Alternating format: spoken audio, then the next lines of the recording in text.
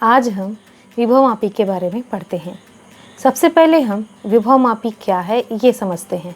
विभवमापी एक प्रकार का उपकरण है, ऐसा उपकरण है जिसका उपयोग किसी सेल का विद्युत वाहक बल या दो सेलों के विद्युत वाहक बलों की तुलना या किसी परिपथ के किन्हीं दो बिंदुओं के बीच विभवांतर मापने में किया जाता है, या फिर हम किसी सेल के आंतरिक प्रतिरोध का मान निकालने के लिए भी इसका उपयोग करते हैं।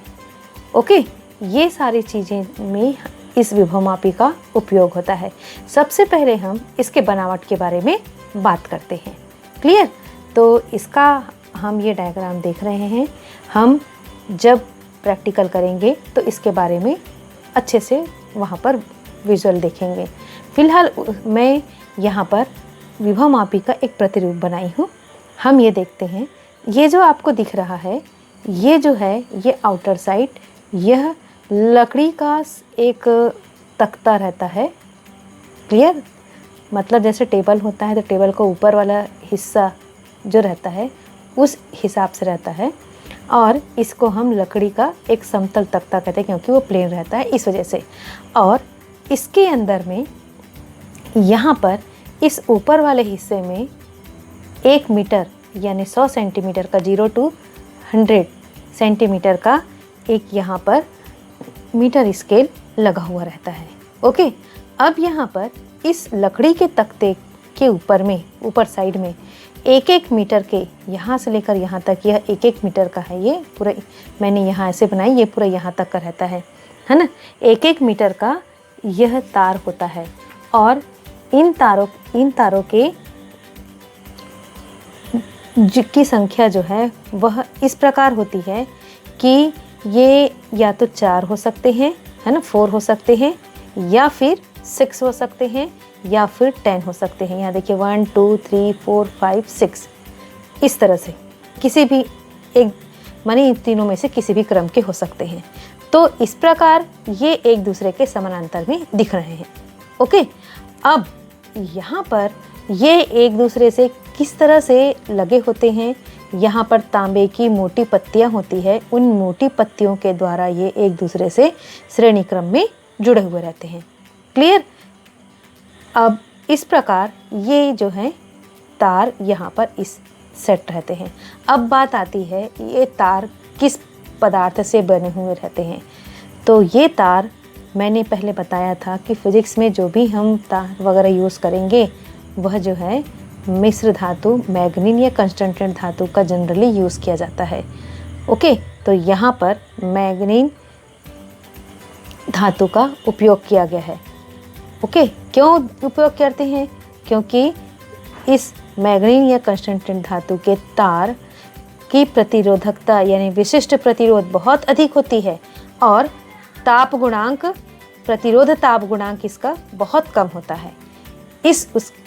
उसके इस गुण के कारण ही यहाँ पर हम मैग्नीन या कंस्टेंटेड के बने हुए तार का उपयोग करते हैं। ओके, यहाँ मैग्नीन का है।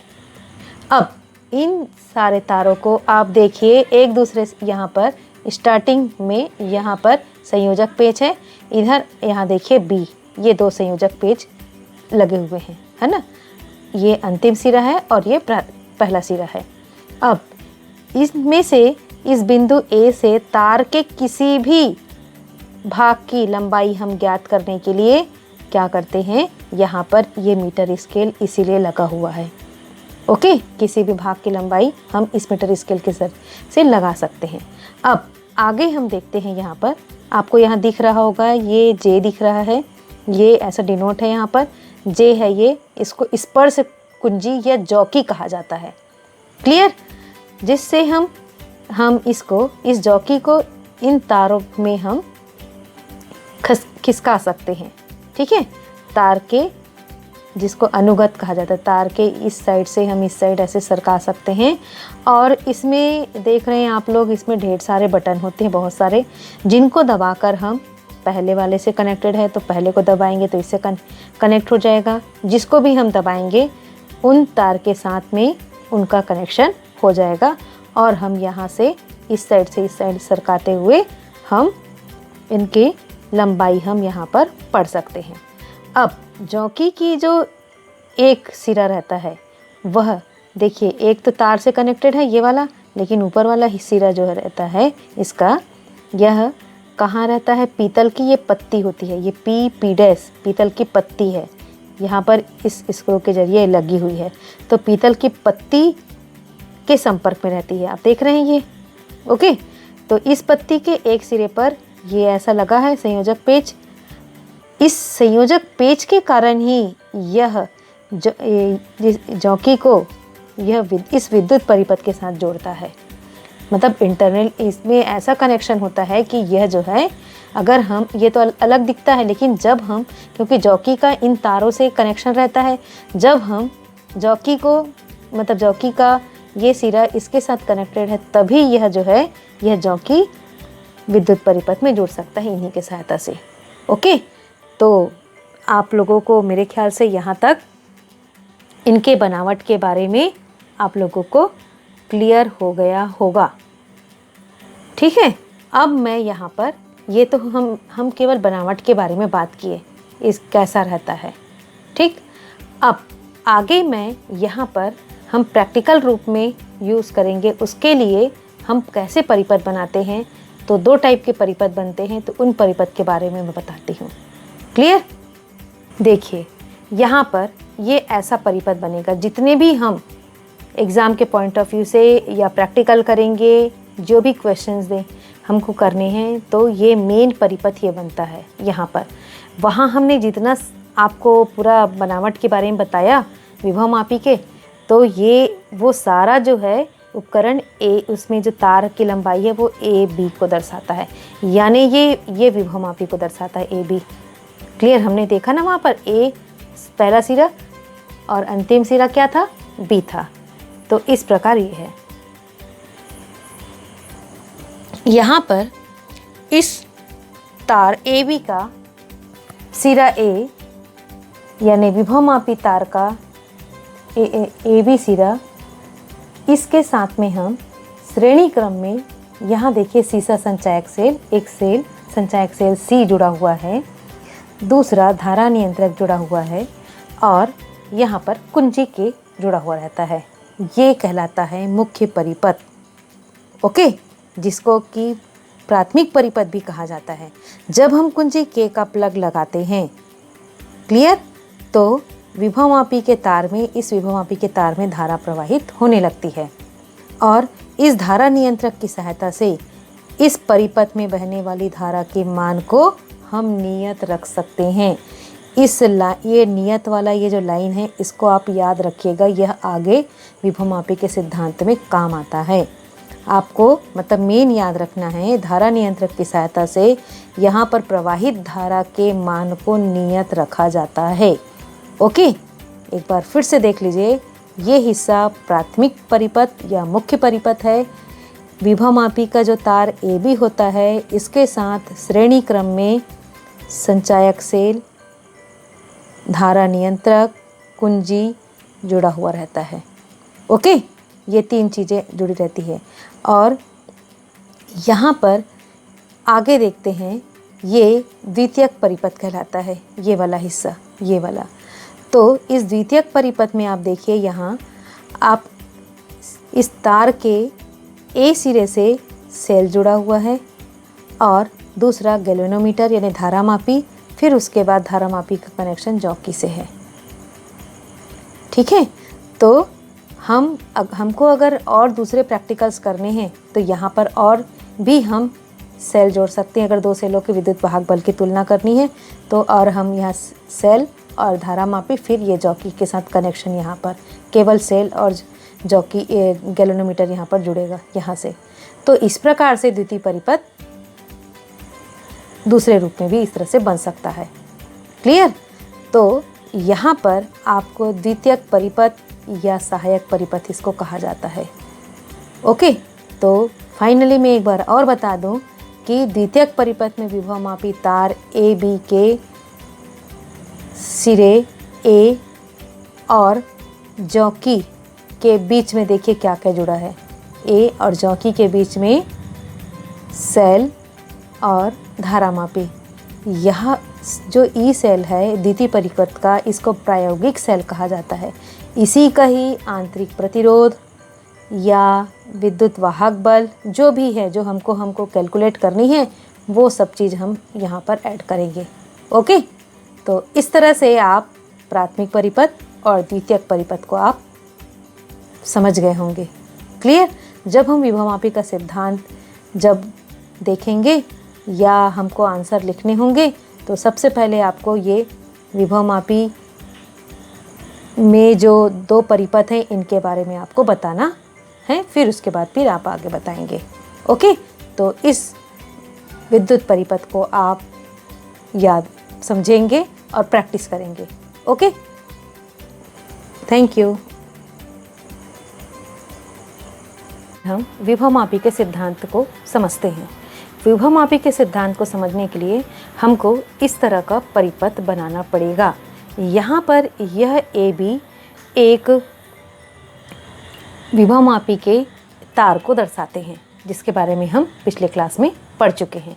ओके, अब यहाँ पर इस विभवमापी AB के जो तार है, AB इसका तार होता है ना विभवमापी का, तो माने ढेर सारे जो तार होते हैं उनको हम AB के जरिए यहाँ पर इंडिकेट किए हैं। ओके, इन सबको आप पहले देख भी चुके हो।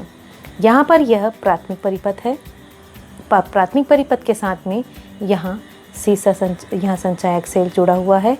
A का सिरा प्लस सेल के प्लस सिरे से और ऋण सिरे से यहाँ पर यह धारा नियंत्रक और फिर कुंजी जुड़ी हुई है, और कुंजी का कंडीशन हम बाद में देखते हैं। और इस तरह से यह जो सिरा यह B से जुड़ा हुआ है। अब एक से ही हम यहाँ पर इधर द्वितीयक परिपथ में, ये सारा क्या कहलाएगा? प्राथमिक परिपथ।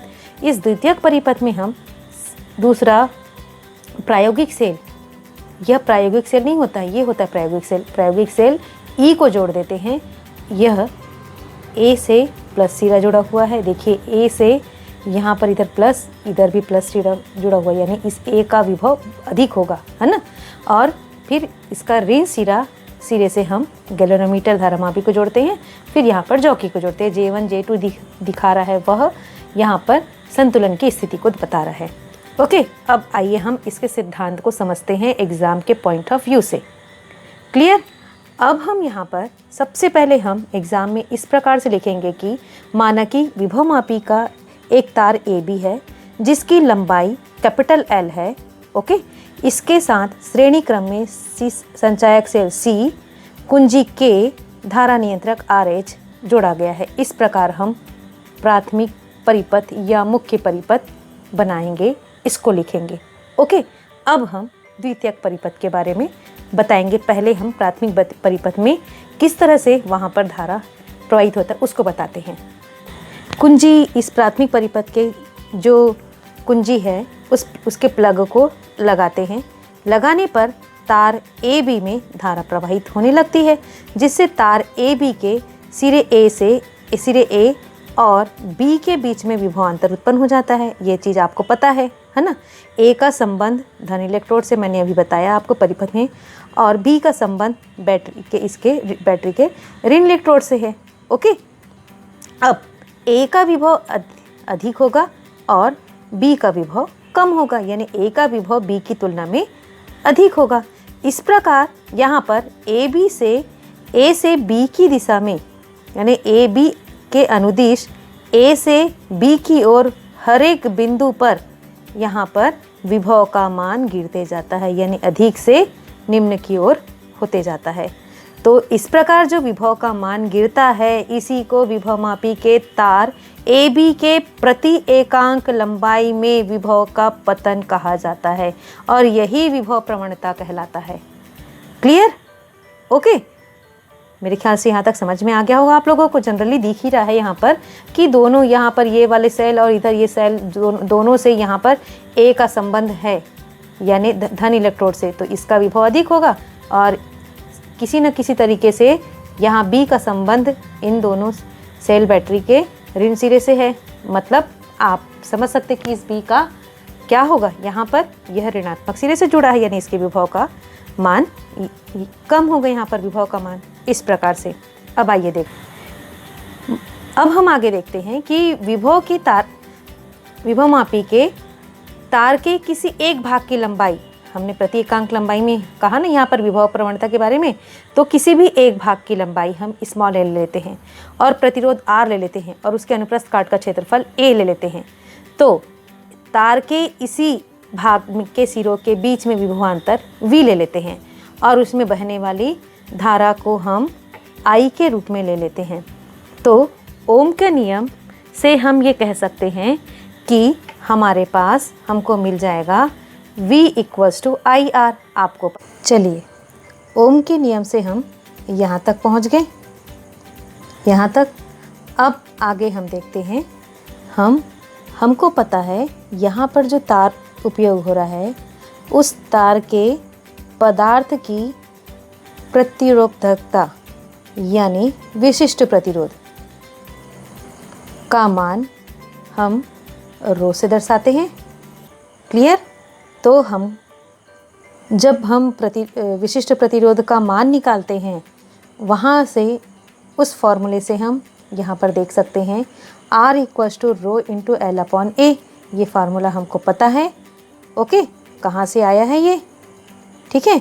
अब जब मैं इसको इक्वेशन 1 दे देती हूँ और इसको मैं इक्वेशन 2 दे देती हूँ, तो क्या हम इक्वेशन 2 से हम 1 में वैल्यू रख सकते हैं? यस, रख सकते हैं, बिल्कुल। तो हम इक्वेशन 1 में देखते हैं। ठीक है, तो हमारे पास इक्वेशन 1 है V = RI। अब हम यहाँ पर V = इस R की वैल्यू को देखते हैं, तो रो × L/A × I ये आता है हमारे पास। क्लियर? अब हम क्या करते हैं, यहाँ पर ये इस इक्वेशन में आप ध्यान दीजिए, इसको हम इस तरह से लिख सकते हैं। तो जब हम वहाँ, मैंने स्टार्टिंग में बताया कि इसमें विभवमापी के तार AB में जो प्रवाहित धारा रहती है वह नियत होती है ना? नियत का कंडीशन है, आप देखे हैं स्टार्टिंग में ही, है ना? तो और यहाँ पर रो, जो यहाँ तार यूज़ हो रहा है, उस तार के पदार्थ का विशिष्ट प्रतिरोध का मान भी नियत होता है, उस पर्टिकुलर जो हम मटेरियल यूज़ कर रहे हैं उसके लिए। ठीक है। अब हम यहाँ पर नेक्स्ट आता है A। उस तार के पदार्थ के तार का जो क्षेत्रफल होगा, अनुप्रस्थ काट का क्षेत्रफल, वह भी कांस्टेंट होगा जो हम यूज़ कर रहे हैं वो। ओके, तो इस प्रकार से ये तीनों चीज़ें जो हैं वह क्या हो गई? कांस्टेंट है, नियत है। तो इस इक्वेशन 2 में हम देखिए क्या लिख सकते हैं। यहाँ पर हम देखते हैं कि हम V = एक नियतांक है ऐसा कहते हैं, तो मैं यहाँ पर ये बता देती हूँ, रो × I/A, इसको हम क्या लिख सकते हैं? कांस्टेंट K के रूप में। इसी को कहा जाता है एक नियतांक। क्लियर? तो हम इसकी वैल्यू ये, तो आप इस पर इधर अरेंज करके देख लीजिए। तो K × बचा क्या? L, तो K × L, तो ये आता है हमारे पास। क्लियर? तो इस प्रकार यहाँ पर देखिए इस K की वैल्यू क्या आई है? रो I/A, इनको हम कह रहे हैं। अब चूँकि K कांस्टेंट है तो हम ये लिख सकते हैं V ∝ L। ओके, अब इसको मैं बताती हूँ। तो हम इस चीज़ को कह सकते हैं कि यदि एक समान अनुप्रस्थ परिक्षेत्र वाले तार में नियत धारा प्रवाहित की जाए तो उस तार के किन्हीं दो बिंदुओं के बीच विभवांतर उस भाग की लंबाई के अनुक्रमानुपाती होता है। और यह विभवांतर कहाँ उत्पन्न होता है? जब हम प्राथमिक कुंजी को जब प्लग को लगाते हैं तो वहाँ प्राथमिक विद्युत परिपथ में जो AB तार है ना, AB तार तो वो कॉमन है, तो उस तार में A से B की दिशा में धारा प्रवाहित होती है तो धारा कब प्रवाहित होगी? जब ए और बी के बीच में विभवांतर उत्पन्न होता है। ओके, तभी तो हम ए से बी की तरफ जाते हैं। तो इस प्रकार यह वही विभवांतर है। तो उस जिस भाग के लिए रहता है उस भाग की लंबाई के अनुक्रमानुपाती होता है, ये वही चीज़ है और यही विभवमापी का सिद्धांत कहलाता है। ओके, ठीक है। यह इस प्रकार से आप विभवमापी के सिद्धांत को समझे। मेरे ख्याल से आप लोगों को क्लियर हो गया होगा। ओके, अब यहाँ पर जो हम विभव प्रवणता के बारे में मैंने बताया है, उस विभव प्रवणता को देखते हैं क्या है। विभव मापी के तार ए बी के प्रति एकांक लंबाई में विभव के पतन को विभव प्रवणता कहते हैं। क्लियर? हम यहाँ इसको मैं एक बार डायग्राम से अभी बता देते हैं। विद्युत परिपथ देखिए, यहाँ पर ए से बी की तरफ हम जाते हैं जैसे जैसे, तो ए चूँकि सेल के यहाँ पर जो संचायक सेल है उसके धन इलेक्ट्रोड से जुड़ा है, इस प्रायोगिक सेल के धन इलेक्ट्रोड से जुड़ा है, तो इसका विभव अधिक होगा और इसका विभव कम होगा, क्योंकि यह बी जो है इस सेल के ऋण इलेक्ट्रोड से जुड़ा है और इस सेल के भी ऋण इलेक्ट्रोड से जुड़ा है। तो जैसे ही हम यहाँ पर प्लग लगाते हैं और यहाँ ए और बी में के बीच में विभवांतर उत्पन्न होता है, और जब हम जॉकी को या जब हम जैसे ही ए से बी की तरफ जाते हैं तो क्या होता है? विभव के मान में पतन होता है, विभव का मान कम होते जाता है, यानी उच्च विभव से निम्न विभव की ओर जाते हैं। तो इसी को कहा जाता है विभव प्रवणता। क्लियर? अभी हम वहाँ पर देखे हैं V = K × L। तो यहाँ ये जो K हम जो कांस्टेंट लिए थे उसी को विभव प्रवणता कहते हैं। ओके, अब इस विभव प्रवणता का मात्रक निकाल लेते हैं हम। यहाँ से आप निकाल लीजिए फार्मूला। पहले K = V/L, ये इसका फार्मूला हो जाता है। अब इसका ऐसा ही मात्रक अगर निकालना चाहें तो V का हमको पता है वोल्ट, L का मीटर। तो इस प्रकार से वोल्ट मीटर यह विभव प्रवणता का ऐसा ही मात्रक है। और विभव प्रवणता के बारे में हम फर्स्ट यूनिट में हम पढ़ चुके हैं। क्या पढ़े थे वहाँ पर? फर्स्ट यूनिट में हम विभव प्रवणता के बारे में ये पढ़े थे कि E = dI/dx के फॉर्म में पढ़े थे, ऋणात्मक फॉर्म। हाँ, देखिए आप यहाँ पर विभव प्रवणता का ये फॉर्मूला आपको पता चल रहा है, यहाँ पर ये, हालांकि दोनों लगभग एक ही है। ठीक है, तो वोल्ट प्रति मीटर के फॉर्म में हमको इसका भी मात्रक वही है, लेकिन थोड़ा सा डेरिवेशन जो है वो सेम चीज़ को डिनोट करता है, लेकिन बस थोड़ा सा अलग है, -dy/dx। मेरे ख्याल से आप लोगों को इतना क्लियर हुआ होगा। Okay, thank you.